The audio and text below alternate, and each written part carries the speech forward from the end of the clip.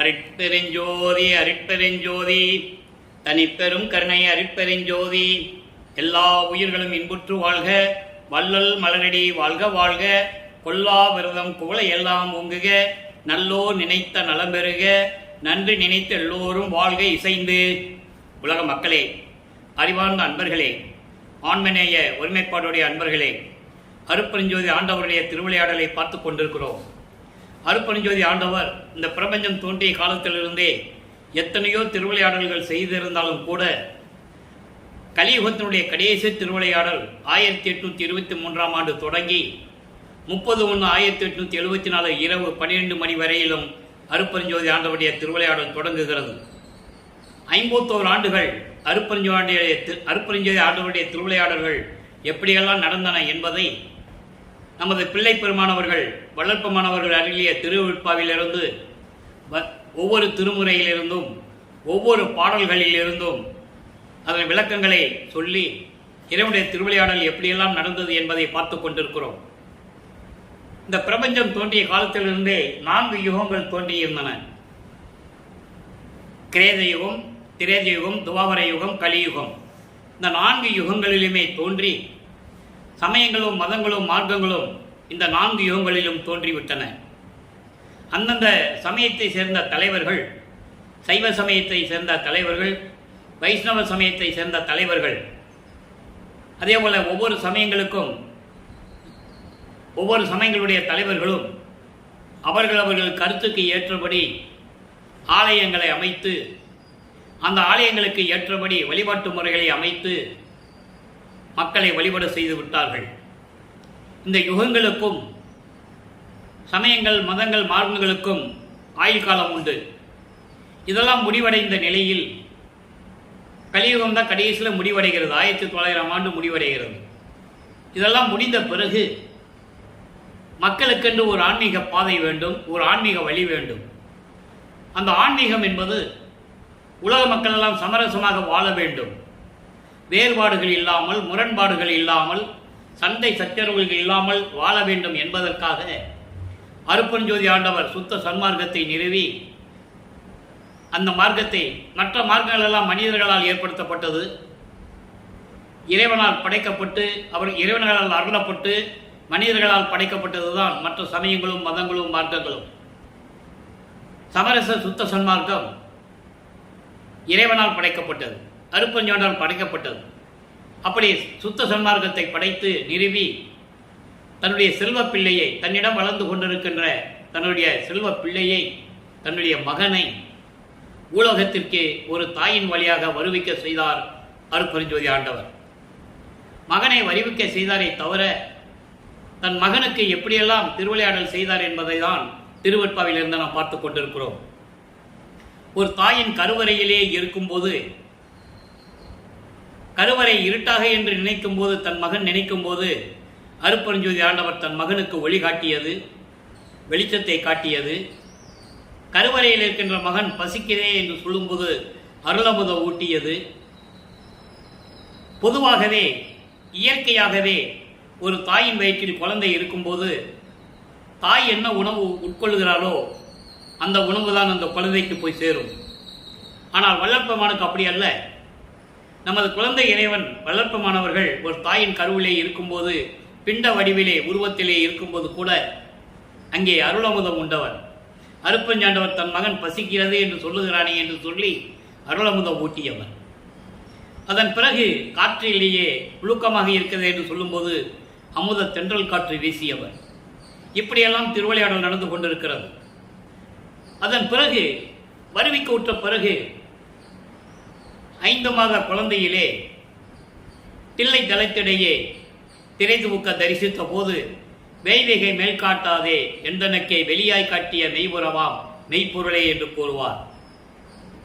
இதெல்லாம் சுத்த சன்மார்க்கத்தை பெற்ற பிறகு சொல்லுகிறார். நல்லா அதை நீங்க புரிஞ்சுக்கணும்.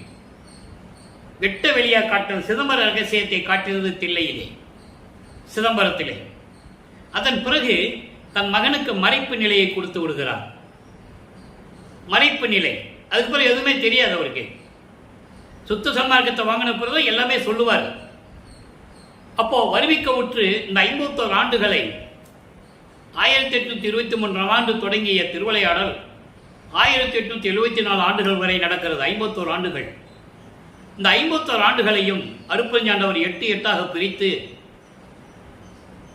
ஒவ்வொரு 8 ஆண்டுகளிலும் தன் மகனுக்கு எப்படியெல்லாம் அருளை கொடுக்கிறார் என்பதை தான் திருவிளையாடலாக பார்த்து கொண்டிருக்கிறோம். கடைசி 3 வருடம் 6 8 48, 51 48 போச்சுன்னா 3 வருடங்கள், அதான் கிளைமேக்ஸ். மேட்டுக்குப்பம் சித்தி வளாகத்திலே அந்த 3 வருடங்கள் எப்படி நடந்தது என்பதை நாம் இறுதியில் பார்க்க போகிறோம். இப்போ வறுமைக்கவுற்று 1ஆம் ஆண்டிலிருந்து 8 ஆண்டுகள் வரையிலும் தன் மகனுக்கு எந்த விதமான அருளையும் அருட்பெருஞ்சாண்டவர் கொடுக்கவில்லை. நமது பிள்ளை பெருமானவர்கள் மனம் ஒரு நிலையில் இல்லை. ஏன்னா பாடசாலையில் போய் பள்ளிக்கூடத்தில் போய் படிக்கலை. அதனால் ஏகப்பட்ட பிரச்சனைகளை ஏற்பட்ட ஏளன பேச்சுகள், கிண்டல்கள் இதெல்லாம் அவர் சகிச்சிட்டு இருக்கிறாரு. அந்த குழந்தை பருவத்தில் என்ன தெரியும் நினைச்சு பாருங்க. அதனால் வீட்டிலேயே இருக்க முடியாமல் வெளியே எங்கேயாவது ஒரு அமைதியான இடம் கிடைக்குமான்னு சொல்லி தேடி போயிட்டு இருக்கிறார். இந்த நிலையிலே 9ஆவது ஆண்டு தொடக்கத்தில், அதாவது 2வது 8, முதல் 8ல் 1ஆம் ஆண்டிலிருந்து 8 ஆண்டுகளுக்கு எதுவும் கிடைக்கல. 2வது 8 தொடக்கத்தில் 9ஆவது ஆண்டில் அருட்பெருஞ்சாண்டவர் தன் மகன் முன் தோன்றி, மகனே, என் மகன், என்னால் வருவிக்க உற்றவன், உனக்கு ஞானத்தை மட்டும் தற்போது கொடுக்கிறேன், மீதி எல்லாம் முன்பருவம் பின்பருவம் காட்டி அருள் செய்வன் என்று மறைந்து விடுகிறார். இந்த முன்பருவம் பின்பருவம் காட்டி என்பது இன்னைக்கு அந்த பாடலுடைய விளக்கத்தை நம்ம பார்க்க போகிறோம். கவனமாக காலுங்க, கவனமாக நீங்கள் கேட்டுக்கிட்டே வரணும். இது சாதாரண விஷயம் அல்ல. புராணங்களிலும் சமயங்களிலும் கூறப்பட்ட திருவிளையாடல்கள் நீங்கள் எத்தனையோ கேள்விப்பட்டிருப்பீங்க. சிவபெருமான் திருவிளையாடல், முருகன் திருவிளையாடல், பிள்ளையார் திருவிளையாடல், அம்மன் திருவிளையாடல் எல்லாம் நீங்கள் கேட்டிருப்பீங்க. ஆனால் அருட்பெருஞ்சோதி ஆண்டவருடைய திருவிளையாடல் உங்களுக்கு யாரும் சொல்லியிருக்க மாட்டாங்க, சொல்லவும் இல்லை. வல்லப்பெருமானவர்கள் வருவிக்கவுட்டு 202 ஆண்டுகளாகியும் அவர் அருட்பெருஞ்சோதி ஆண்டவரான பிறகு கூட 152 ஆண்டுகள் கடந்தும் கூட வல்லப்பெருமானுடைய கடவுள் நிலையை, அவர்தான் இந்த பிரபஞ்சத்தை இயக்கிக் கொண்டிருக்கிறார் என்ற நிலையை யாருமே மக்களிடம் சொல்லவில்லை என்பதுதான் வேதனையான விஷயம். அதை இந்த வள்ளலார் ஊழியன் இறைவனுடைய தயவாலையும் கருணையாலையும் 6 திருமுறைகளின் விளக்கங்களை பெற்றுக்கொண்டு நான் உங்களுக்கு விளக்கத்தை கூறிக்கொண்டிருக்கிறேன். அதில் சொல்லிக் கொள்வதில் பெரும் மகிழ்ச்சி, பெரும் பூரிப்படைகிறேன். இந்த பாக்கியம் கிடைத்ததற்கு பெரும் மகிழ்ச்சி அடைகிறேன். இப்போ இப்படி 9வது தொடங்கி ஞானம் பெற்ற பிறகு திருவருள் முறையீடு உருவாகிறது. திருவருள் முறையீடு மொத்தம் 232 பாடல்களை கொண்டது. ஒவ்வொரு பாடலிலும் இறைவனிடம் எப்படி முறையீடு செய்கிறார் என்பதையும் அவருடைய நிலையையும் உலக மக்களுக்கு எப்படி தெரிவிக்கிறார் என்பதை தான் பார்த்து கொண்டிருக்கிறோம்.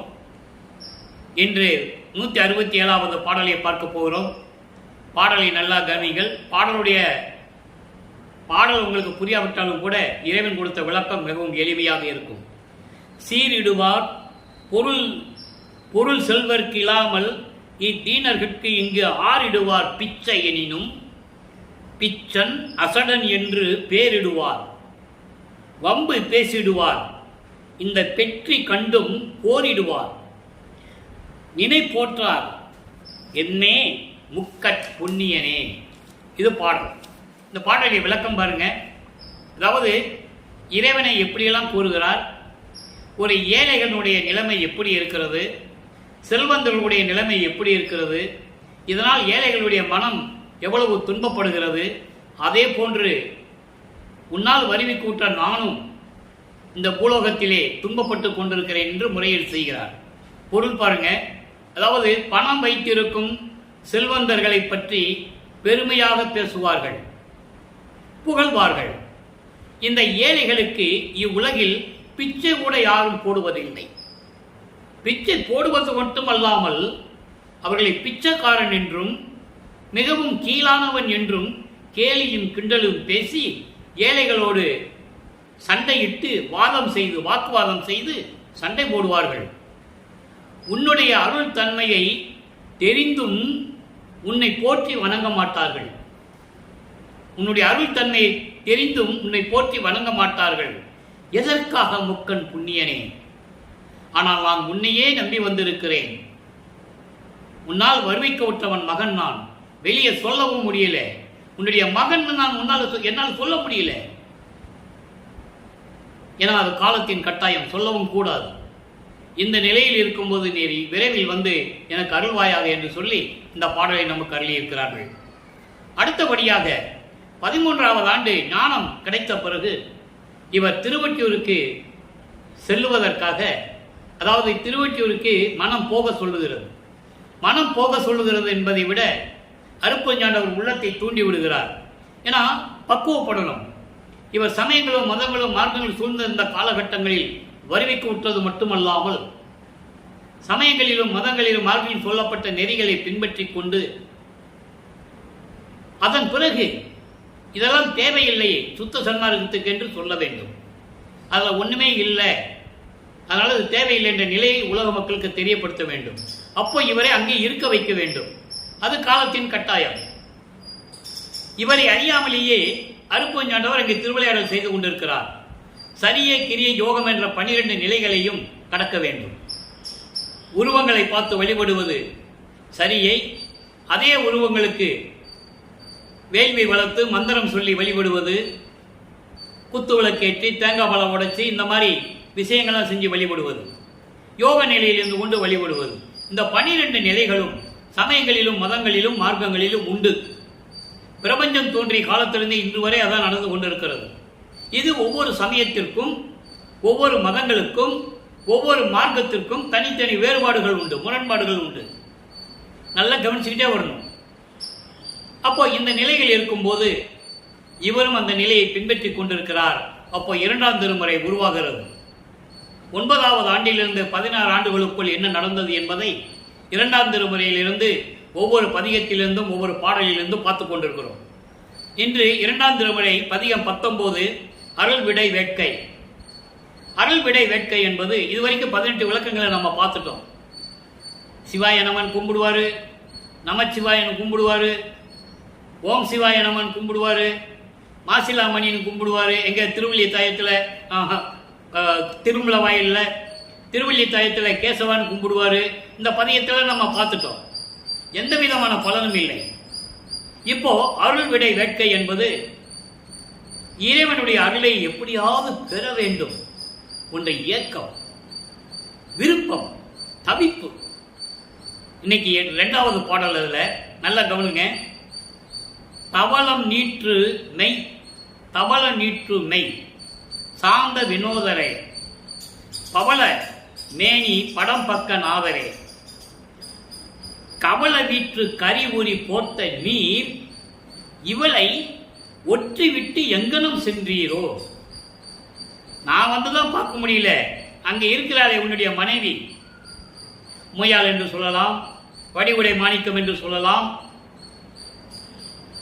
இப்படி வேணா பார்வதி என்று கூட சொல்லலாம். ஆனால் இப்படியெல்லாம் இருக்கின்ற நீ ஏன் அவளை விட்டுட்டு நீ எங்க போன? இப்போ நான் கூப்பிட்டு வர்றதில்லை, எங்கே இருக்கிற அப்படின்னு கேட்கிறாரு. இந்த பாட்டுடைய விளக்கம் பாருங்க. தவளம் நீற்று, தவளம் என்பது பவளம், தவளம் என்பது முத்து, தவளம் என்பது முத்து, முத்துன்னா வெள்ளை நிறத்தில் இருக்கும். அதே போல வெள்ளை நிறமான திருநீரு மேனியெல்லாம் பூசிக்கொண்டு இருக்கின்ற சாந்த வினோதரே, வினோதமான கடவுளே, பவள மேனி, முத்து வேற பவளம் வேற இல்லையா? பவளம் வந்து ஒரு செந்நிற கலர்ல இருக்கும். அப்படி பவள நிற படம் பக்க நாவரே, விஷமுள்ள பாம்பை கழுத்தில் அணிந்து கொண்ட இறைவனே, கவல வீற்று கரி உரி போர்த்த நீர் மதம் கொண்ட யானையினுடைய தோலை உரித்து ஆடையாக உடித்து கொண்ட நீர் இவளை விட்டு எங்கே போனீர்? உனது மனைவியை விட்டு எங்கே போனீர்னு கேட்கிறார். எங்கே சென்றீரோ? விரைவில் வருவாயாக இறைவனே, எனக்கு அருள் புரிவாயாக என்று சொல்லி இந்த பாடலை எளிமையாக நமக்கு அருளியிருக்கிறார்கள். ஆக இறைவன் யார் என்று உருவகப்படுத்துகிறார், அதே நேரத்திலே தன்னுடைய விண்ணப்பத்தையும் அங்கு வைக்கிறார். ஆக இப்படியெல்லாம் இருந்து கொண்டு 16 ஆண்டுகள் கடந்து கொண்டது. 2 திருமுறை 2/8 முடிந்து விட்டது. இப்போ 3வது 8 தொடங்கும் போது வல்லபெருமான் அவர்கள் 17வது ஆண்டிலிருந்து 24 ஆண்டுகளுக்குள் என்ன நடந்தது என்பதை 3ஆம் திருமுறையிலே நமக்கு அருளி இருக்கிறார்கள். 3ஆம் திருமுறை மொத்தம் 19 பதிகங்களை கொண்டது, 232 பாடல்களை கொண்டது. இப்போ பதிகம் 14 பார்க்குறோம், திருக்கோல சிறப்பு. இதுவரைக்கும் 13 பதியங்களை பார்த்தனமோ எதுவுமே பிரயோஜனமே இல்லை. எப்படி கெஞ்சி கூத்தாடினாலும் சரி, கண்ணீர் விட்டு அழுதாலும் புலம்பினாலும் இறைவன் வந்து அருளை கொடுக்கவில்லை. நாரையை தூது அனுப்பி பார்த்தார், கிளிகளையும் தூது அனுப்பி பார்த்தார், ஒரு பலனும் இல்லை. ஒரு புறத்தை பெண்ணிடம் போய் குறி கேட்டார், எந்த பலனும் இல்லை என்பதையெல்லாம் நாம் வரிசையாக பார்த்து விட்டோம். இப்ப திருக்கோல சிறப்பிலே 9வது பாடல். இப்போ இறைவன் வருவதை பவனி கண்டார். பவனியை பார்க்கிறாரு, அவருடைய அழகை காட்டுகிறார், உருவத்தை காட்டுகிறார். அதை பார்த்து இவர் மனம் எப்படி இருந்தது என்பதை உலக மக்களுக்கு தெரிவிக்கிறார். திருவருட்பா என்பது ஏற்கனவே பிரபஞ்சத்தில் எல்லாரும் மறைக்கப்பட்ட உண்மைகளே. மண்மூடி மறைத்து விட்டார்கள் என்று சொல்லுவார், ஒரு பெட்டியில வைத்து பூட்டி விட்டார் என்று சொல்லுவார். அப்படிப்பட்ட உண்மைகளை உலக மக்களுக்கு தெரிவிப்பது, இவருடைய வருவிக்க விட்டதன் காரணம் என்ன என்பதை உலக மக்களுக்கு தெரிவிப்பது, அதே நேரத்தில் 4 யுகங்களிலுமே இறைவனுடைய திருவிளையாடல் எப்படி நடந்தது என்பதை தெரிவிப்பது, இவருடைய நிலையும் கடவுள் நிலை வல்லப்பெருமானுடைய நிலையையும் உலக மக்களுக்கு தெரிவிப்பது. இதுதான் திருவருட்பாவின் நோக்கம். இதனால்தான் திருவருட்பா பாடல்களை நமக்கு அருளியிருக்கிறார்கள். இப்ப 3ஆம் திருமுறைகளை திருக்கோல சிறப்புல என்ன பார்த்து சொல்றாரு? கண்ணன் அறியா கலல் பதத்தார். திருமாலுக்கு பல பெயர்கள் உண்டு. ஒவ்வொரு அவதாரத்திலையும் ஒரு பெயர் உங்களுக்கு எல்லாம் தெரியும். மச்ச, கூர்ம, வராக, வாமன, நரசிம்ம, பரசுராம. இது கிரேத யுகத்திலே 6 திருவிளையாடல்கள். திரேத யுகத்திலே ராமன் ஒரு திருவிளையாடல் 7. துவார யுகத்திலே பலராமனும் கிருஷ்ணனும் 2 9. கலியுகத்திலே அயகிரி அவதாரம். அயகிரி அவதாரம் முடிந்து விட்டது. அதனுடைய விளக்கம் சுத்த சன்மார்க்கத்தில் தான் தெரியும் என்று வல்லப்பெருமான் தெளிவாக கூறிவிட்டார்கள். ஆக திருமாலுக்கு 10 அவதாரங்கள் முடிந்து விட்டது. ஒவ்வொரு அவதாரத்திலும் ஒரு பேர் உண்டு. ஆக துவார யுகத்திலே கண்ணன், கிருஷ்ணன் என்ற பேர் உண்டு. அந்த கண்ணன் இறைவனுடைய திருவடியை பார்க்காத இறைவன். அடியும் முடியும் பார்ப்பதற்கு பிரம்மனும் திருமாலும் கிளம்பி போவாங்க. அவன் அன்னப்பறவை எடுத்து போவான் பிரம்மன் முடியை பார்ப்பதற்கு. இவர் பன்றி உருவம் எடுத்து கீழே போவாரு, பார்க்க முடியாது. அதை தான் சொல்றாரு. இதுக்கு நிறைய விளக்கங்கள் சொல்லலாம். இந்த விளக்கங்கள் சொல்றதுக்கே 1 மாசம் ஆகும். டெய்லி 1 மணி நேரம் சொன்னா கூட 1 மாசம் சொல்லலாம். ஆனால் இது வந்து நம்ம சுருக்கமா சொல்றோம். கண்ணன் அறியா கலல் பதத்தார். அப்படிப்பட்ட திருவடியை பார்க்க முடிய கண்ணன் கூட பார்க்க முடியல, கிருஷ்ணன் கூட பார்க்க முடியல. அதான் சொல்லுவாரு, நெடுமால் பன்றி என நெடுநாள் நேடியும் கண்டறியாத கலல்கள்னு சொல்லுவார். பன்றி உருவம் எடுத்து பல யோகங்களை போய் பார்த்து கூட இறைவனை திருவடியை திருமலால பார்க்க முடியலன்னு சொல்லுவார். அப்படிப்பட்ட இறைவன் கண்ணார் நெற்றிக் கண் கடவுள். அழகான நெற்றிக்கண் உடைய இறைவன், அருள் வண்ணம் உடையவர், அருள் நோக்கத்தோடு அருள் தேகத்தோடு இருக்கக்கூடிய இறைவன் திருவற்றி வாணர். திருவற்றியில் இருக்கின்ற இறைவன்.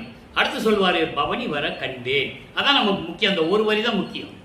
ஆக 24 ஆண்டுகள் வரைக்கும் இறைவனிடம் எதிர்பார்த்து எதுவுமே கிடைக்காத நிலையில் இப்ப இறைவனுடைய பவனியை மட்டும் பார்க்கிறார்.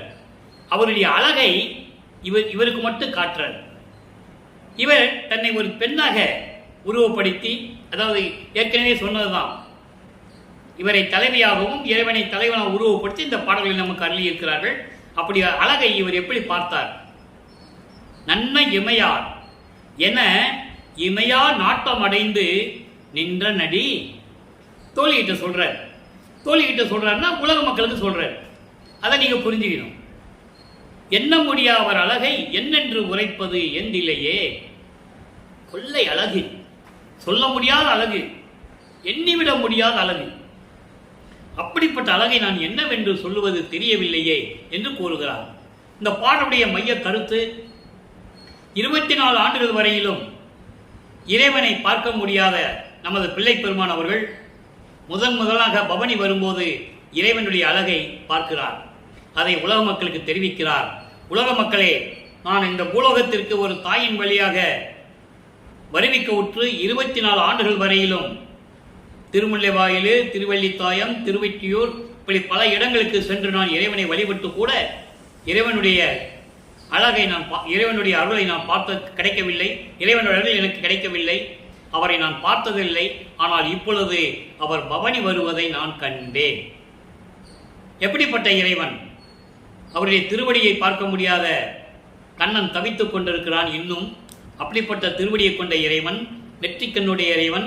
நல்லா கவனிக்கணும், நெற்றிக்கண் உடைய இறைவன் சிவபெருமான் தான், சைவ சமயத்துடைய தலைவன் தான், கடவுள்னு அப்படி நினைச்சிட்டு இருக்கிறார். அவருக்கு அருட்பெருஞ்சாண்டவர் தெரியாது, சுத்த சன்மார்க்கம் இருக்கிறது தெரியாது. நீங்கள் நல்லா புரிஞ்சுக்கணும். அப்போ அந்த நிலையிலே சிவபெருமான் தான் கடவுள்னு சொல்லிட்டு இருக்கிறார்.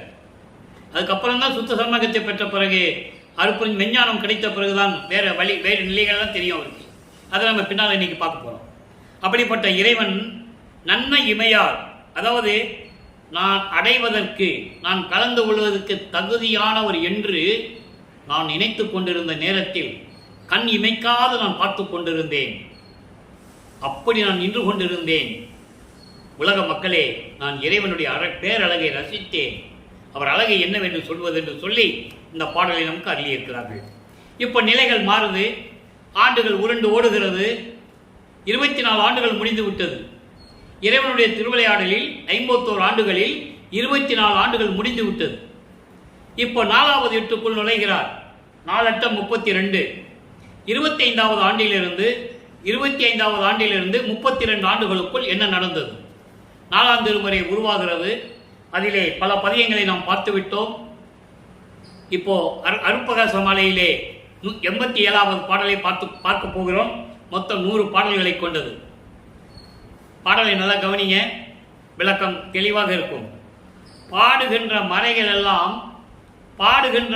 எல்லாம் ஒருபுறம் சூழ்ந்து ஆட, பத்தரோடு முத்தரெல்லாம் பார்த்து ஆட, பொதுவிலே ஆடுகின்ற திருவடிகள் வருந்த. இப்போ என்ன பண்றாருன்னா, இதுக்கு முன்னாலே ஒரு சின்ன விளக்கம் சொல்லணும். 27வது ஆண்டில் தனக்கோடி அம்மையாருக்கு தாலி கட்டி அந்த அம்மையாருக்கு மோட்ச வீட்டை காட்டுகிறார். அப்போ அந்த திருமணத்தின் போது பிரம்மன், திருமால், ருத்திரனெல்லாம் வந்து காத்து கொண்டிருக்கிறார்கள். எப்படியாவது இங்கேயாவது அருட்பெருஞ்சாண்டவரை பார்த்து விட வேண்டும் என்று. மகனை திருமணத்துக்காக அவங்க வரணும்ல. அப்போ தன்னுடைய தந்தை அருட்பெருஞ்சாண்டவரும் தாய் சிவகாமி வள்ளியும் வரவில்லை என்று இவர் மனம் எப்படி வருத்தப்பட்டது என்பதை ஒரு பாடலிலே கூறுகிறார். இதே அருட்பிரகாச மாலையிலே 95வது பாடலிலே கூறுகிறார். அதை நம்ம பார்க்க போறோம். அதுக்கு முன்னால் இந்த விளக்கத்தை சொல்லி ஆகணும். ஏன்னா 27வது ஆண்டுகள் நடந்துச்சு இல்லை, அதை முதல்ல சொல்லி ஆகணும். இப்போ இதெல்லாம் முடிச்ச பிறகு இப்போ உலக வாழ்க்கையை துறக்கணும், உலகியல் வாழ்க்கையை துறக்கணும், உலக விடயங்களை துறக்கணும், மண்ணாசை, பெண்ணாசை, பொன்னாசை விடயங்களை துறக்கணும். இவரை அறியாமலேயே சரிய கிரியோகம் 12 நிலைகளை கடந்து விட்டார். இப்ப 13வது நிலைக்கு போகணும், திரையோதச நிலைக்கு போகணும். அப்போ சுத்த சன்மார்க்கத்தை வாங்கணும். இப்போ அவருக்கு சுத்த சன்மார்க்கம் இருக்குது தெரியும், அருட்பெருஞ்சாண்டவர் தான் கடவுள்னு தெரியும். இந்த நிலையிலே இவர் என்ன பண்றாருன்னா, எங்க திருவொற்றியூர் போனாலும், திருமலை வயல் போனாலும், திருவள்ளித்தை போனாலும் இறைவன் வருவதில்லை. அதனால இனிமேல் எங்கேயும் போகக்கூடாதுன்னு சொல்லி தான் இருக்கிற வீட்டிலே சென்னையிலே கதவை சாத்தி உள்ள தாழ்பால் போட்டுறார். வந்த திறந்து வரட்டும் சொல்லி தாழ்பால் போட்டுறார். இப்போ மகனுடைய நிலையை இறைவன் பார்க்கிறார். ரொம்ப கோபமா இருக்கிறார் மகன், இறைவனுக்கு தெரியும். ஏன்னா அவ்வளவு துன்பங்கள் பட்டிருக்கார் நமது பிள்ளை பெருமானவர்கள். இறைவனால் வறுமை கொற்ற மகன் என்று தெரிந்தும் கூட எந்த விதமான அருளை பெற முடியாமல் அவ்வளவு ஏளன பேச்சுகள், கிண்டல்கள், பல துயரங்கள் எல்லாம் அனுபவிச்சுட்டு இருக்கிறார். ஆனால் இப்ப இறைவன் வருகிறார் என்பதை தன் பாடலில், அவருடைய அருளிய பாடல்களிலே கூறுகிறார். விண்ணுலகத்திலிருந்தே வந்து மண்ணுலகிலே கால் பதிக்க நடந்து வந்து, கால் வலிக்க நடந்து வந்து, நான் இருக்கும் இடத்தை தேடி கதவை திறந்து தாழ்பாலை அவிழ்க்க புரிந்து பாமகனை என்று என்னை அழைத்து அருள் கொடையை கொடுத்தார் என்று ஒவ்வொரு பாடலிலும் ஒவ்வொரு விளக்கத்திலே நமக்கு அருளியிருக்கிறார்கள். இன்று பார்க்க வேண்டிய விளக்கத்தை மட்டும் கேளுங்க. பாடுகின்ற மறைகள் எல்லாம் ஒருபுறம் சூழ்ந்து ஆட, பத்தரும் முத்தரும் பார்த்து ஆட, பொதுவில் ஆடுகின்ற திருவடிகள் வருந்த, நடந்து அடியேன் அடையும் இடத்தை அடைந்து இரவில் காப்பு அவைக்க புரிந்து, நாடுகின்ற சிறியேனை அழைத்து அருளி நோக்கி நகைமுகம் செய்து என் கருத்தே நல்கினை ஒன்று, என் கரத்தே நல்கினை ஒன்று. ஒன்று என்பது அருள்கொடை. இதனால் வாடுகின்ற வாட்டமெல்லாம் தவிர்த்து மகிழ்கின்றேன். மன்னவா நின் பொன்னருளை என் என வாழ்த்துவேனே. இது பாடல். அதாவது உலகிலே படைக்கப்பட்ட திருமறை, அதாவது மறைகள்னா வேதங்கள், ரிக் வேதம், யசுர் வேதம், சாம வேதம், அதர்வன வேதம். உலகிலே படைக்கப்பட்ட அந்த 4 வேதங்கள் எல்லாம் ஒரு பக்கம் இறைவனை போற்றி பாடுகின்றன. அதே நேரத்தில் அடியார்களும் முத்தர்களும் சேர்ந்து ஒரு பக்கம் ஆடிக்கொண்டிருக்கிறார்கள். இப்படிப்பட்ட சேவடிகள், ஆடுகின்ற சேவடிகள், பொதுவில் ஆடுகின்ற சேவடிகள், அதாவது வேதங்களும் ஒரு பக்கம் ஆடிக்கொண்டிருக்கிறது, பாடிக்கொண்டிருக்கிறது. பக்தர்களும் அடியார்களும் முத்தர்களும் ஒரு பக்கம் போற்றி வணங்கிக் கொண்டிருக்கிறார்கள். இப்படி இருக்கின்ற நிலையிலே அங்கே திருச்சிற்றம்பலத்திலேயே ஆடுகின்ற திருவடிகள், திருவிளையாடல் செய்து கொண்டு அருளடனம் செய்து கொண்டிருக்கின்ற திருவடிகள் மண்ணுலகிலே நடந்து வந்து அடியேன் இருக்கும் இடத்தை, அடியேன் தங்கி இருக்கும் இடத்தை அடைந்து தெருக்கதவனுடைய என்னுடைய வீட்டு தாழ்பாளை காப்பு அவிழ்க்க புரிந்து இறைவன் வந்தது திறக்கிறாரு. இவர் தான் கோபத்தில் இருக்கிறார், திறக்க முடியாது. திறந்து நாடுகின்ற சிறியேனே, உன்னையே நினைத்துக் கொண்டிருக்கின்ற, இறைவனையே நினைத்துக் கொண்டிருக்கின்ற இந்த மகனை வா மகனே என்று அழைத்து அருளி நோக்கி நகை முகம் செய்து என்னை பார்த்து புன்னகை செய்து என் கையிலே ஒரு அருள்கொடையை கொடுத்தார். அப்போ நான் வாடுகின்ற வாட்டமெல்லாம் தவிர்த்து மகிழ்கின்றேன். என் மனதில் இருக்கின்ற துன்பங்களையும் துயரங்களையும் எல்லாம் நீக்கி நான் மகிழ்ந்து கொண்டிருக்கிறேன். மன்னவா, உன்னுடைய கருணையை நான் என்னவென்று வாழ்த்துவது என்று சொல்லுகிறார். ஆக அன்பர்களே, உலக மக்களுக்கு தெரிவிக்கிறார், 24 ஆண்டுகள் வரையிலும் இறைவனிடமிருந்து எந்த அருளை பெற முடியாத நான் 32வது ஆண்டில் இறைவன் என் முன்னால் எழுந்தருளி நான் இருக்கும் இடத்தை அடைந்து வீட்டு கதவை திறந்து வா மகனே என்று சொல்லி அருள்கொடையை கொடுத்தார் என்று உலக மக்களுக்கு தெரிவிக்கிறார். இப்போ என்ன அருள்கொடை என்பதை சொல்ல வேண்டும். 6ஆம் திருமுறை உருவாகிறது. இப்போ வல்லற்பமானவர்கள் 33வது ஆண்டிலிருந்து 40 ஆண்டுகளுக்குள் இருக்கிறார். நல்லா புரிஞ்சுக்கணும். இப்போ சுத்த சன்மார்க்கம் இருக்குது தெரியும். இப்போ அங்கே வெள்ளாடை அணிந்து உலக பற்றுகளை எல்லாம் துறந்து தத்துவங்களை கடந்து சுத்த சிவஞான வழிக்கு சென்று கொண்டிருக்கிறார். அங்கே போய் சுத்த சன்மார்க்கத்தை வாங்கணும். அங்கே தன் மகனை வரவேற்கிறார் அருட்பெருஞ்சோதி ஆண்டவர். வரவேற்று அங்கே இருக்கிற சிம்மாசனத்திலே, சிங்காதனம் என்று சொல்லுவார், சிம்மாசனத்திலே அமர வைத்து மகனுக்கு முடிசூட்டி உலகறிய தேவர்கள் அறிய என் மகன் பிரபஞ்சத்தை இயக்கப் போகின்றவன் என்று சொல்லி சுத்த சன்மார்க்கத்தை கொடுத்து சாகா கல்வியை கற்றுக் கொடுத்து அவரை பூலோகத்திற்கு அனுப்பி வைக்கிறார். இந்த நிலைகளை நாம் படிப்படியாக பார்த்து விட்டோம் ஒவ்வொரு பாடலின் மூலமாக. அப்போ நேராக கருங்குழி என்ற கிராமத்திலே அமர்ந்து அங்கேதான் அப்போ இருக்கிறார், குறைவிடமாக வைத்துக் கொண்டிருக்கிறார். அந்த நிலையிலே 6ஆம் திருமுறை உருவாகும் போது அதனுடைய விளக்கங்களை எல்லாம் பார்த்து கொண்டிருக்கிறோம். 6ஆம் திருமுறை இறுதி கட்டங்கள் எல்லாம் அங்கே சித்தி வளாகத்திலே இயற்றப்பட்டது. அந்த பாடல்களை நம்ம பின்னால் பார்க்க போகிறோம். அங்கே வரும்போது அங்கே அந்த பாடல்களை கூறுகின்ற சத்தியஞான சபை பூரா இங்கே இருக்கிற சத்தியஞான சபையை கூறுவார். இது இப்போ கூறுவதெல்லாம் அங்கே திருச்சிற்றம்பலத்தில் இருக்கிறது. அதனுடைய விளக்கம், தனி விளக்கம் இருக்கிறது. அதை போக போக நம்ம பார்த்துக்கலாம். இப்போ 6ஆம் திருமுறையிலே பதிகம் 79 ஒவ்வொரு பதிகமாக நம்ம பார்த்துட்டு வரோம். 1ஆம் பதிகத்திலிருந்து பார்த்துட்டு இருக்கோம். நீங்கள் நல்லா புரிஞ்சுக்கணும். ஒவ்வொரு பதிகத்திலும் இறைவனுடைய திருவிளையாடல் எப்படி நடந்தது, இவர் எப்படியெல்லாம் இறைவனிடம் அருளை பெற்றுக் கொண்டார் என்பதை 33வது ஆண்டிலிருந்து 40 ஆண்டுகளுக்குள் என்ன நடந்ததை நம்ம பார்க்க போகிறோம். நல்லா கவனிச்சுட்டே வரணும். நற்றாய் செவிலிக்கு கூறல். ஒரு தாய் தன்னுடைய மகளை பற்றி வளர்ப்பு தாயிடம் சொல்லுவது போல பாடல்களில் அருளியிருக்கிறார்கள். எப்படி இறைவன் வந்து திருவிளையாடல் செய்தார், எப்படி இறைவன் அந்த அருளை பெற்றுக் கொண்டார் என்பதை ஒவ்வொரு பாடல் மூலமாக நம்ம பார்த்துட்டு இருக்கோம். முதல்ல ஒரு பெண் சொல்லுவது போலதான் இருக்கும். விளக்கம் நான் தருகிறேன், உங்களுக்கு புரியும். கொடிப்பெரு மணி பொற்கோயில் என் உளமாக கொண்டு வந்து அமர்ந்தனன் என்றால், ஒரு தாய் ஒரு செவிலி தாயிடம் சொல்லுவது போல இந்த பாடல். அதனால கவனிச்சுக்கணும் நீங்க. கடி புதுமலர் பூங்கண்ணி வேய்ந்து என்னைத்தான் கடிமணம் புரிந்தனன் என்றால், ஒடிப்பு அற எல்லாம் வல்லதோர் சித்தாம் ஒளி எனக்கு அளித்தனன் என்றால், இடிப்பொடு நொடித்தீர் காண்பினோ என்றால், என் தவத்து இயன்ற மெல்லியலே. என் தவத்து இயன்ற மெல்லியலே என்பது நான் தவத்தினால் என் வரத்தினால் பெற்ற மகள் என்று சொல்கிறார். மெல்லியலே என்றால் மகள். இப்போ ஒரு தாய் செவிலிக்கு சொல்ற மாதிரி அந்த பாடல் இருக்கு. ஆனால் வல்லற்பமான உலக மக்களுக்கு என்ன தெரிவிக்கிறார், அதுதான் நமக்கு ரொம்ப முக்கியம். இப்ப பாருங்க, கொடிப்பெரு மணிப்பொற்கோயில் என உளமாக கொண்டு வந்து அமர்ந்தனன். அதாவது அருள் வல்லவத்தோடு திகழும் சத்திய ஞான சபையை என் உள்ளத்தில் கொண்டு வந்து அமர்ந்து கொண்டான் இறைவன் அருப்பெருஞ்சோதி. நல்லா புரிஞ்சுக்கணும் நீங்க.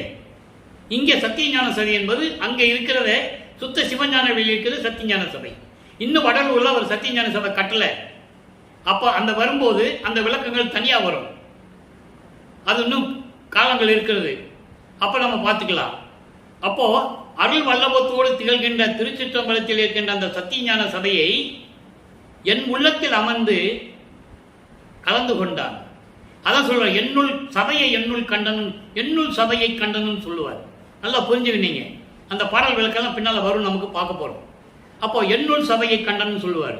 அந்த சபையை எப்படி இருந்ததோ இவர் பார்த்துட்டு வந்தார்ல, சுத்த சன்மார்க்கத்தை வாங்கிட்டு பார்த்துட்டு வந்தார்ல, அதே போல உலக மக்களுக்குன்னு இந்த பூலோகத்தில் சபை வேண்டும். அதான் இங்கே கட்டினது. அதற்கான இடங்கள் தேர்வு செய்தது, தர்மசாலைக்கான இடங்கள் தேர்வு செய்தது. இதெல்லாம் பின்னால நம்ம போக போக பார்க்க போறோம். அப்பப்போ அந்த விளக்கம் உங்களுக்கு வரும். ஆக அப்படிப்பட்ட இறைவன் அந்த சத்திய சபையை கொண்டு வந்து என் உள்ளத்தில் அமர்ந்து கொண்டான். அப்போ அவர் எங்க இருக்கிறார்? இவர் உள்ளத்தில் இருக்கிறார். அப்போ இறைவனுடைய திருவிளையாடலை சொல்லிட்டாரு. நல்லா புரிஞ்சுக்கணும். கடி புதுமலர் பூங்கண்ணி வேய்ந்து என்னைத்தான் கடிமணம் புரிந்தனன். இந்த கடி புதுமலர் பூங்கனி வேய்ந்து என்பது மனமுள்ள புத்தம்புது மல்லிகை மலர்களை தொடுத்து மாலையாக அணிந்து என்னை மணந்து கொண்டார் என்று சொல்லுகிறார். இதற்கு என்ன அர்த்தம்னா, புத்தம்புது மல்லிகை மலர்களால் சூழப்பட்ட மாலையை அணிந்து கொண்டு என்னுடன் கலந்து கொண்டார். மனம் புரிந்தார் என்பது கலந்து கொண்டார் என்று பொருள். இந்த மல்லிகை மனம் ஏன் சொன்னார்? சுத்த தேகத்திற்கு உரியது மல்லிகை மனம். இறைவன் சுத்த தேகத்தோடு தன்னோடு கலந்து கொண்டார் என்று சொல்லுகிறார். நல்ல, இது இறைவன் கொடுத்த சுத்த சன்மார்க்க விளக்கம். நீங்க எந்த டைரியிலும் எந்த அகராதியிலும் யார் விளக்க உரை எழுந்தாலும் நீங்க பார்க்க முடியாது. இது இறைவன் கொடுத்த விளக்கம். கடிமலர் புதுமலர் வேய்ந்து மல்லிகை மலரை சூழ்ந்து கொண்டு என்னோடு கலந்து கொண்டார்னா என்ன அர்த்தம்னா, சுத்த தேகத்தோடு. சுத்த தேகத்துக்கு மல்லிகை மனம் உண்டு, பிரவண தேகத்திற்கு திருநீறு மனம் உண்டு, ஞான தேகத்திற்கு கற்பூர மனம் உண்டு. 3 தேகங்களுக்கு 3 மனம் உண்டு. அதே போல பர அறிவு, பரம்பரை அறிவு, பராபர அறிவு, பரவெளி, பரம்பரை வெளி, பராபர வெளி, இப்படி நிறைய விளக்கங்கள் இருக்கு. அப்போ அப்படியெல்லாம் என்னோடு கலந்து கொண்டார் என்பதை இறைவனுடைய திருவிளையாடல் சொல்லிட்டாங்கல்ல. இப்போ அவர் பெற்ற அருளை சொல்ல வேண்டும். நல்லா கவனிக்கணும். அது சொல்ற பாருங்க, ஒடிப்பு அற எல்லாம் வல்லதோர் சித்தாம் ஒளி எனக்கு அளித்தனன். ஒடிப்பு அற சமயங்கள், மதங்கள், மார்க்கங்களில் சொல்லப்பட்ட நெறிகளை எல்லாம் நீக்கி, அதனால் வந்த என்னை அடைந்த துன்பங்களை எல்லாம் நீக்கி, மாயை மயக்கங்களை எல்லாம் நீக்கி எனக்கு அருப்பெருஞ்சோதியை கொடுத்தான். ஒளி எனக்கு அளித்தனன் சொல்றார். அருப்பெருஞ்சோதியை கொடுத்தான் சொல்லிட்டாரா? இப்போ இறைவனுடைய திருவிளையாடல சொன்னாரு, அவர் பெற்ற அருளை சொல்லிட்டாரு. அதுக்கு அடுத்து சொல்ற பாருங்க, உலக மக்களே என்னை பார்த்து எப்படியெல்லாம் கிண்டல் செய்தார்கள் தெரியுமா? இடிப்போடு நொடித்தீர். அவரை கிண்டல் செய்தது சொல்றாரு. இப்படியெல்லாம் என்னை கிண்டல் செய்தார்கள் பாருங்கள். ஏளனமாக பேசினார்கள், கிண்டல் செய்தார்கள். ஆனால் இறைவன் எனக்கு எல்லா வல்ல சக்தியுடைய அருப்பெருஞ்சோதியை அளித்து விட்டான் என்று சொல்லி இந்த பாடலை நமக்கு அருளி இருக்கிறார்கள். அடுத்து பாருங்க, இந்த அருப்பெருஞ்சோதியை பெற்றார்னு சொன்னார்ல, அதை 82வது பதிகத்தில் கனெக்டிவிட்டி, 79வது பதிகத்தில் சொன்ன பாடலுக்கு 82வது பதிகத்திலே விடை இருக்கிறது. அதனால அந்த விலை உங்களுக்கு சொல்றேன். அருட்பெருஞ்சோதி அடைவு என்ற பதிகத்திலே 10வது பாடல். அதாவது நிலத்தே புழுத்த புழுவும் அல்லேன், புன்சை நிலத்து இழந்த புன்சை நிலத்து இழிந்த மலத்தே புழுத்த புழு அணையேனை அவ்வான் புதிக்கும் குலத்தே தலைமை கொடுத்து என் உள்ளத்தில் குலவுகின்றாய், தளத்தே அருட்பெருஞ்சோதி அப்பா என் தயாநிதியே. இது பாடல்.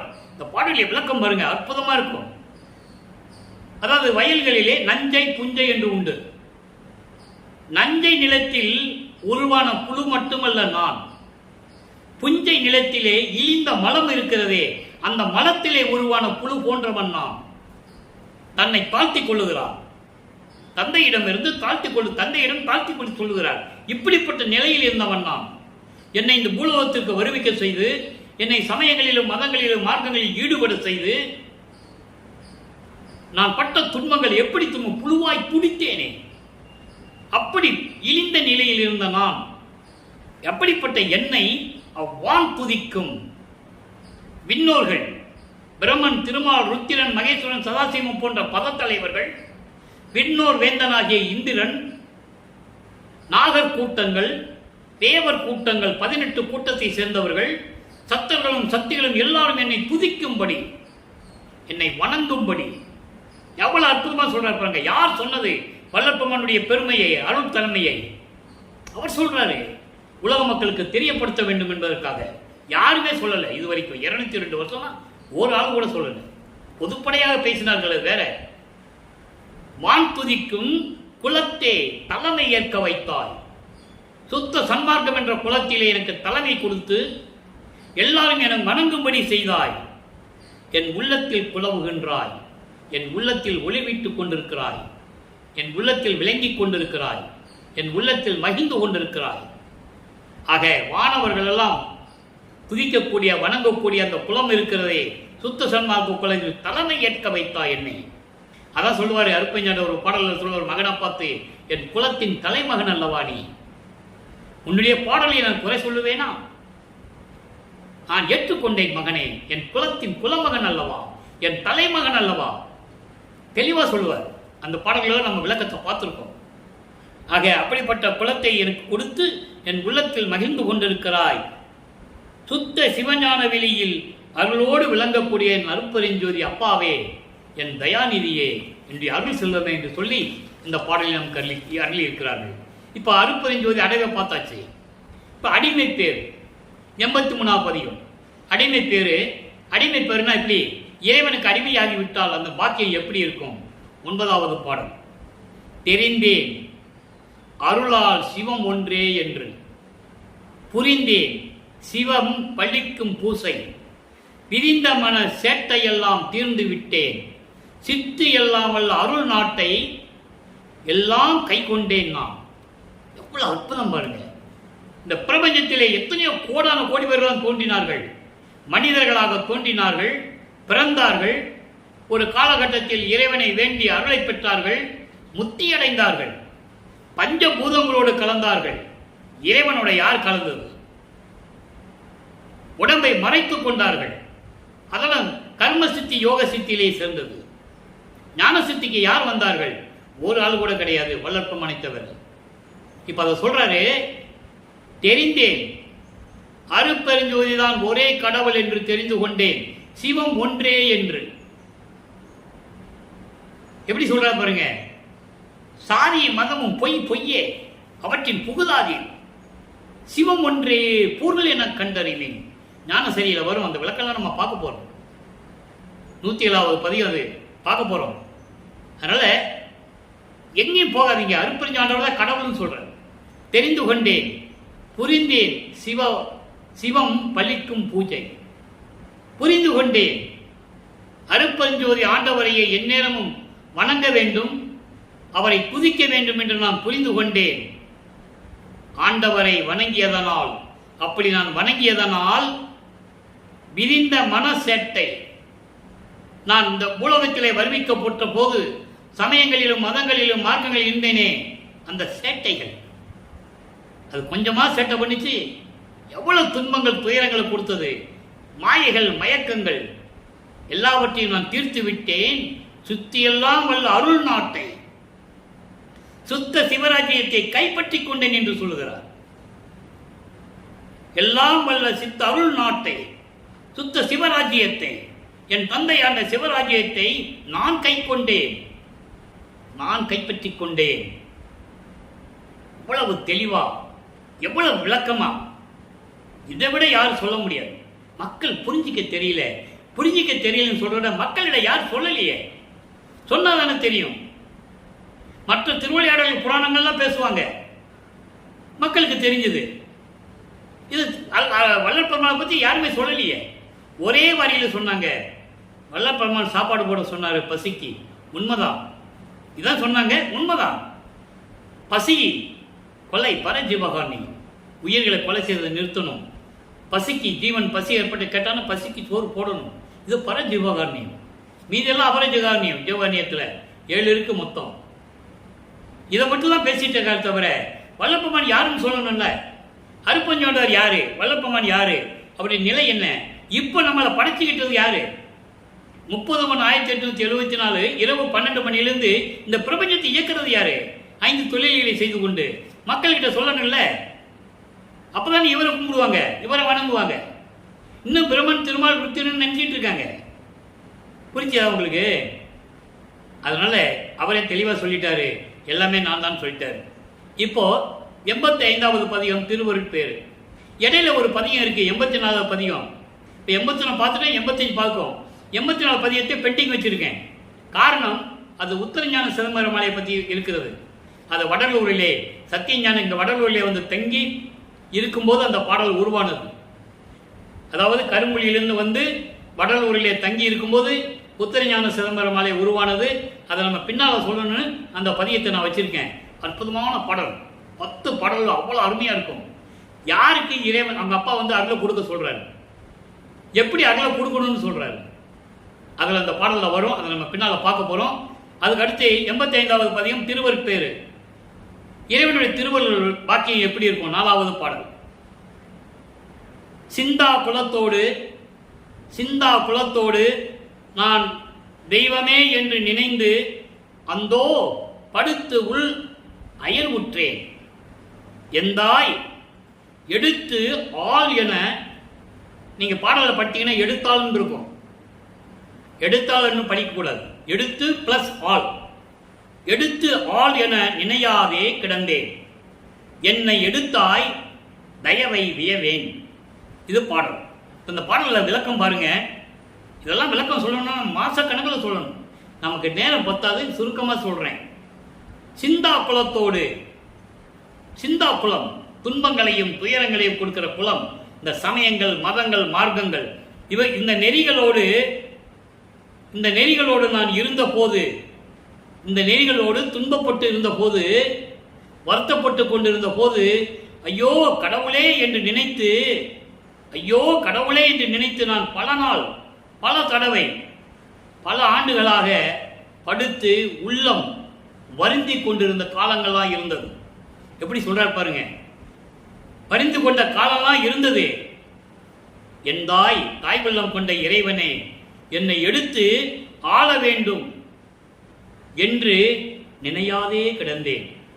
மனசுல எப்பவுமே நினைச்சிட்டு இருந்தேன், எப்பதான் வந்து ஆள போறையோ, இதெல்லாம் தான் எப்படியெல்லாம் எனக்கு விடுவிக்க போறேன் என்று நினைத்து நான் அப்படியெல்லாம் படுத்து உள்ளம் வருந்தி கொண்டிருந்தேன்.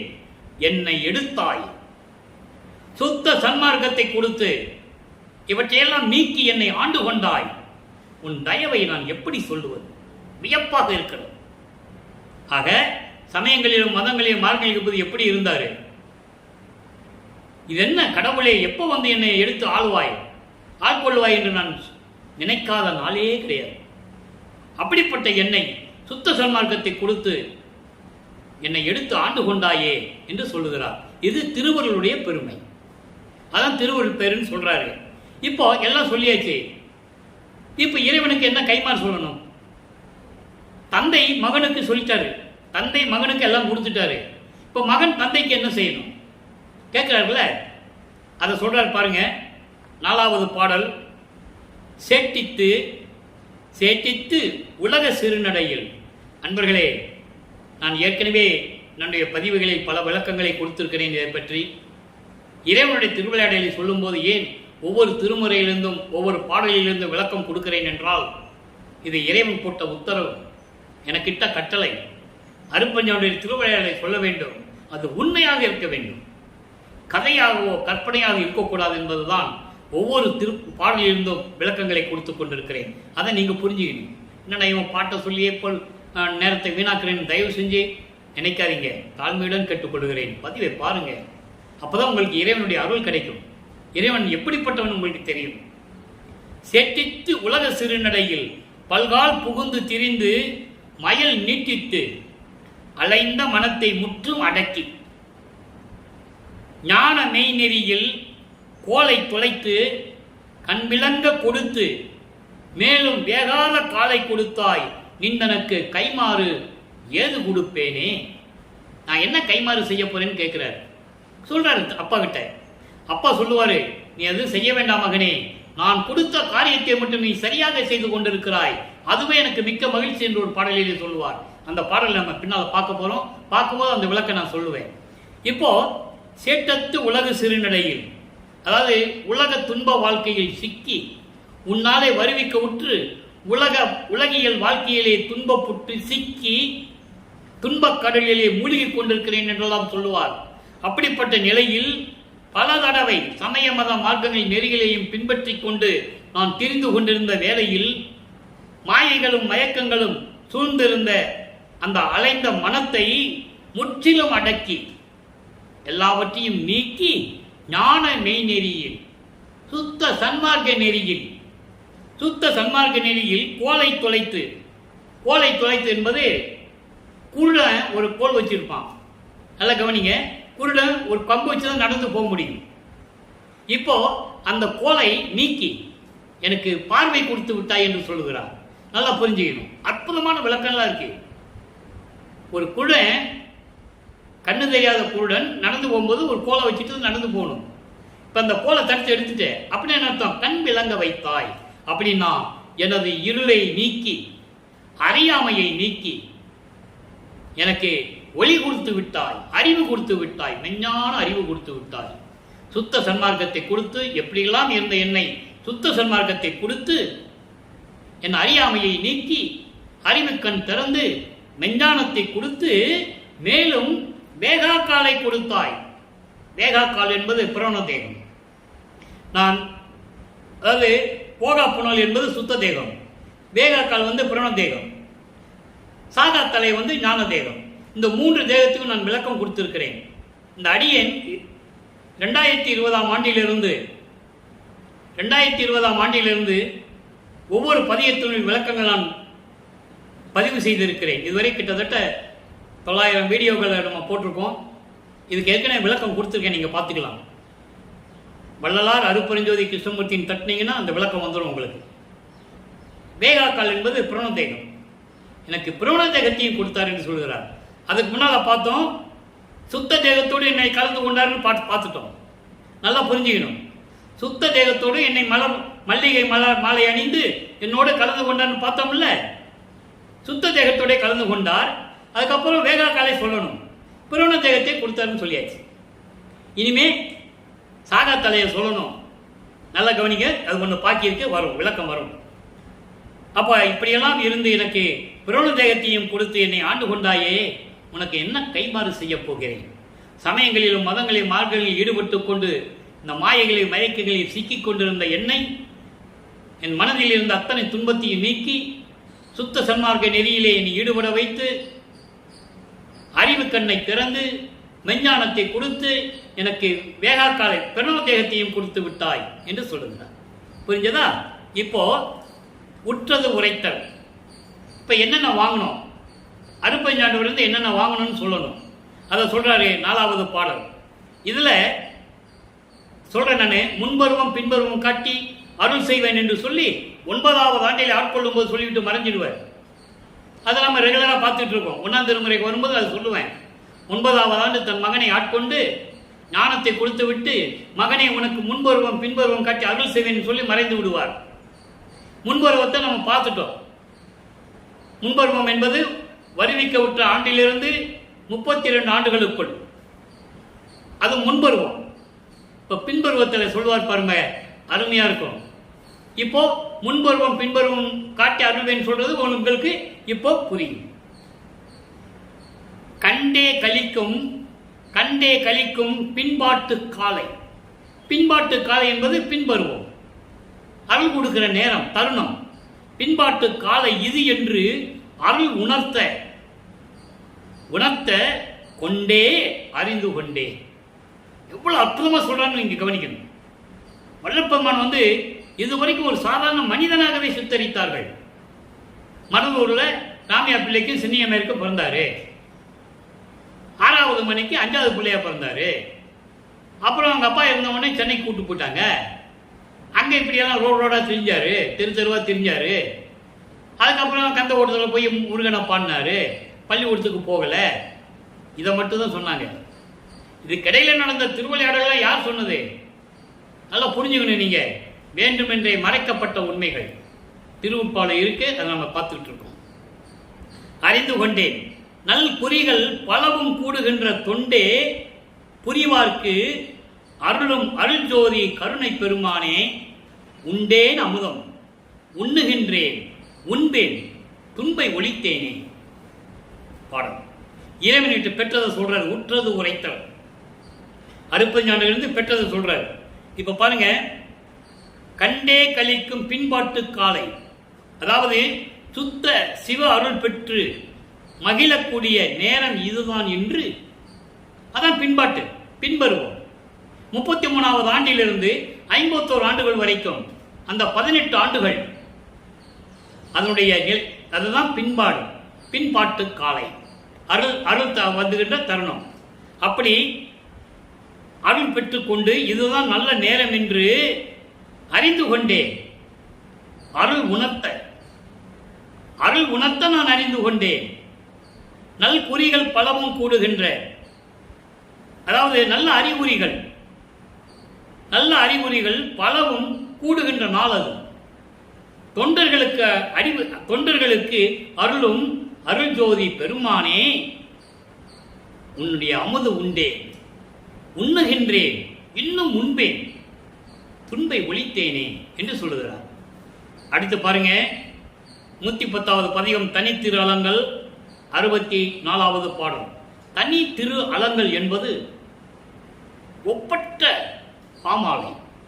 அலங்கள் என்பது பாமாலை, விண்ணப்பம், முறையீடு, எப்படி வேணா சொல்லிக்கலாம். தனி அலங்கள். 64வது பாடல் நல்ல கவனிங்க. காட்டை கடந்தேன் நாட்டை அடைந்தேன், கவலை தவிர்ந்தேன், உவகை மிகுந்தேன், வீட்டை புகுந்தேன், கேட்ட அமுது உண்டேன், வேத ஆகமத்தின் விளைவு எல்லாம் பெற்றேன், ஆட்டை புரிந்தே அம்பலத்து ஓங்கும் ஐயர் திருவடிக்கு ஆனந்தமாக பாட்டை படிக்கின்றேன் மேலும் படிப்பேன் எனக்கு படிப்பித்தவாறு. என்ன அருமையான பாடல் தெரியுமா? பிரபஞ்சத்தின் உண்மையை கூறக்கூடிய பாடல், தன்னுடைய நிலையை வளர்ப்பமானுடைய நிலையை கூறக்கூடிய பாடல். காட்டை கடந்தேன், காடு, அடர்ந்த காடு, சமயங்கள், மதங்கள், மார்க்கங்கள், அதையெல்லாம் கடந்து விட்டேன். அதை கடந்தாலே நான் மரணத்தை கடந்து விட்டேன். இப்படி பல விளக்கங்கள் இருக்கிறது. எல்லாவற்றையும் கடந்து விட்டேன். மாயைகள், மயக்கங்கள், அந்தங்களை கடந்தேன், தத்துவங்களை கடந்தேன், சரிய கிரிய யோகம் என்ற 12 நிலைகளை கடந்தேன், சமயங்கள், மதங்கள், மார்க்கங்களுடைய நெறிகளை கடந்தேன், மரணத்தை கடந்தேன். அடுத்து நாட்டை அடைந்தேன், சுத்த சிவராஜ்யத்தை பெற்றுக்கொண்டேன். நான் தான் ராஜ்யத்தை ஆளுகின்ற மன்னன் என்று கூறுகிறார். அவர் தந்தையை கூறுவார், நாட்டை ஆளப்போகின்ற மன்னன் என்று கூறுவார் தன் மகனை. சுத்த சிவராஜ்யத்தை அடைந்து விட்டேன், பெற்றுக்கொண்டேன், கவலையை தீர்ந்தேன், உவகை மிகுந்தேன், பேரின்பமோடு இருக்கின்றேன். இறைவன் எப்படி பேரின்பமாக இருக்காரோ அதே போல பேரின்பமாக இருந்து கொண்டிருக்கிறேன். வேதங்கள், ஆகமங்கள், ரிக்வேதம், யசுர்வேதம், சாமவேதம் போன்ற 4 வேதங்களும் 28 ஆகம நூல்களும் அதனுடைய விளைவுகளை எல்லாம் நான் அறிந்து கொண்டேன். எல்லா விளக்கங்களையும் நான் பெற்றுக்கொண்டேன். ஆட்டை புரிந்தேன்.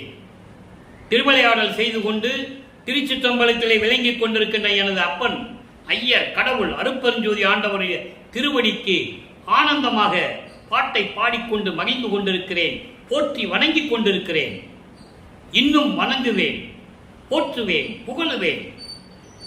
எனக்கு படிப்பித்தவாறே, எனக்கு என் தந்தை சொல்லிக் கொடுத்தவாறு, என் தந்தை எப்படி கற்றுக் கொடுத்தாரோ அவர்தானே எனக்கு எல்லாமே செஞ்சது, அதுபோல நான் செய்து கொண்டிருப்பேன் என்று சொல்கிறார்.